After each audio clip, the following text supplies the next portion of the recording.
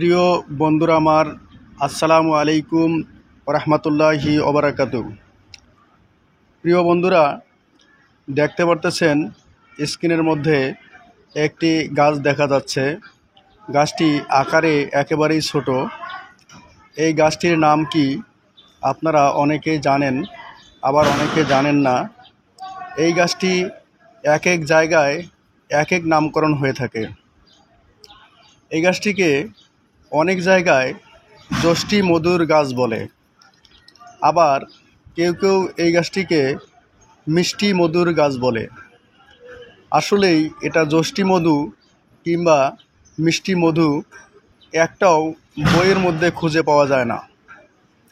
এই গাছটি মূলত পাওয়া যায় চিনি গুড়ার গাছ বা মিষ্টি পাতার গাছ, অথবা তাল মিশ্রি রসের গুঁড়ো পাতাও বলা হয়। তবে যে যাই বলুক, এই গাছটির উপকারিতা অনেক রয়েছে। তবে এই গাছটি পরিপূর্ণভাবে বাংলাদেশ থেকে ভারত পর্যন্ত যষ্টি মধুর গাছরূপেই পরিচিতি লাভ করেছে। বন্ধুরা আমার, যষ্টি মধু এটি যদি হয়ে থাকে, তাহলে আরও একটি যষ্টি মধুর গাছ রয়েছে। সেই গাছটি বট গাছের সঙ্গে মিশে লেগে থাকে, সেটাকেও যষ্টি মধু বলা হয়।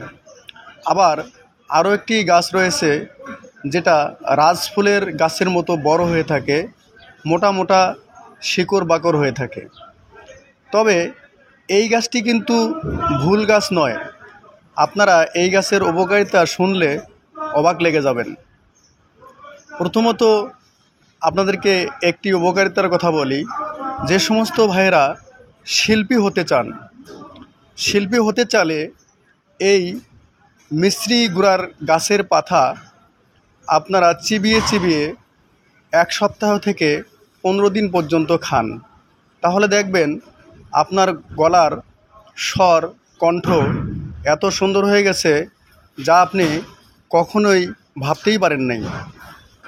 আবার অনেক ভাইয়েরা আছেন হাফেজে কোরআন তেলাওয়াত করতে খুব কষ্ট করেন, সুন্দর সুর আনতে পারেন না, অনেক চেষ্টা করেন, আপনাদের তেলাওয়াত সুন্দর হয় না। কিন্তু এই গাছটি যদি আপনি নিয়মিত সেবন করেন, প্রতিদিন সেবন করেন, একবার করে 5-7টি করে পাতা সকালবেলা খালি পেটে চিবিয়ে খেতে পারেন, ইনশাআল্লাহ আল্লাহ পাকের অশেষ রহমতে কোরআন তেলাওয়াতের কণ্ঠ একদম পরিষ্কার হয়ে যাবে। এবং শুধু তাই নয়, এর সঙ্গে আপনার গ্যাস্ট্রিক, আলসার এবং এমনকি বলা হয়েছে ক্যান্সারের রোগও ভালো করতে সক্ষম। আরও এটার অনেক গুণাগুণ রয়েছে। যেমন এইটির শিকড় উঠে মোটা শিকড়টি, অর্থাৎ গোড়ের শিকড়টি, যেটাকে মূল শিকড় বলা হয়, সেই মূল শিকড়টি যদি কোমরে ধারণ করতে পারেন, শুকিয়ে তাগির ভেতরে অর্থাৎ কোমরের বাটির ভেতরে দিয়ে এটাকে আমল করতে পারেন কিংবা লাগিয়ে রাখতে পারেন, তাহলে আপনার যৌবন শক্তি বৃদ্ধি পেতে থাকবে। শুধু তাই নয়, এটির মধ্যে আরও অনেক কার্যকারিতা রয়েছে। যেমন আপনি যদি এই যষ্টি মধুর গাছের পাতা নিয়মিত চিবিয়ে চিবিয়ে খান, তাহলে আপনার মুখের দুর্গন্ধ দূর হয়ে যাবে, দাঁত লড়বে না, মৃত্যুর আগ পর্যন্ত আপনার দাঁত পড়বে না, আপনার দাঁত শক্তিশালী হবে, আপনার মুখে কোনো দিন শীতকালীন ঘা হবে না, হাসতে এবং কাঁদতে কোনো কষ্ট হবে না। যেনারা শীতকালে হাসতে পারেন না, বন্ধু মহলে যেতে পারেন না, বন্ধুদের সমাজে মিশতে খুবই কষ্ট হয় এবং হাসার মধ্যে নানান কোয়ালিটি দেখা যায়। কেউ দেখা যাচ্ছে যে কত রকমের হাসে, জোরে প্রাণ খুলিয়ে হাসতে পারেন না, সেই সমস্ত ভাইদের জন্য কোনোদিনও কখনোই এই ধরনের মুখের ঘা হবে না। আপনার মুখের হাসি বন্ধ হবে না, আপনি প্রাণ খুলে হাসতে পারবেন, নাচতে পারবেন, গাইতে পারবেন এবং আপনার দেহ মন ভালো থাকবে। শুধু তাই নয়, যে সমস্ত ভাইয়েরা ডায়াবেটিসে আক্রান্ত হয়ে গেছেন, ডায়াবেটিসের চিকিৎসা করতে করতে ক্লান্ত হয়ে গেছেন, ডায়াবেটিক্স ভালো হচ্ছে না, ডায়াবেটিক্স সবসময়ের জন্য আপনাকে মৃত্যুর দিকে ঠেলিয়ে নিচ্ছে, সেই ভাইয়েরা এটির পাতা প্রতিদিন সকালবেলা খালি পেটে চিবিয়ে চিবিয়ে খান। ইনশাআল্লাহ ডাক্তারের কাছে যেতে হবে না।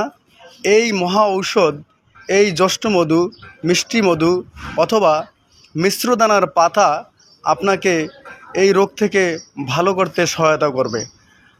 আপনাকে এই গাছটি এত উপকার দেবে যা আমরা আলোচনা করে শেষ করতে পারবো না। বড় ডাক্তার কবিরাজরাও এর আলোচনা করে শেষ করতে পারেননি। ডাক্তার আলমগীর মতি এত সুন্দর করে এই গাছটির বিশ্লেষণ করেছেন যে শুধুমাত্র শুনতেই ইচ্ছে করে, আর শুনলে আপনি এই গাছটির আমল করা থেকে, এই গাছটির কাছ থেকে আপনি কখনো বিরত হবেন না। অবশ্যই অবশ্যই এই গাছটিকে পরিচর্যা করুন, এই গাছটির পাতা চিবিয়ে চিবিয়ে খাবেন এবং অন্যকে এই গাছের উপকারিতা সম্পর্কে উৎসাহিত করবেন। আসসালামু আলাইকুম।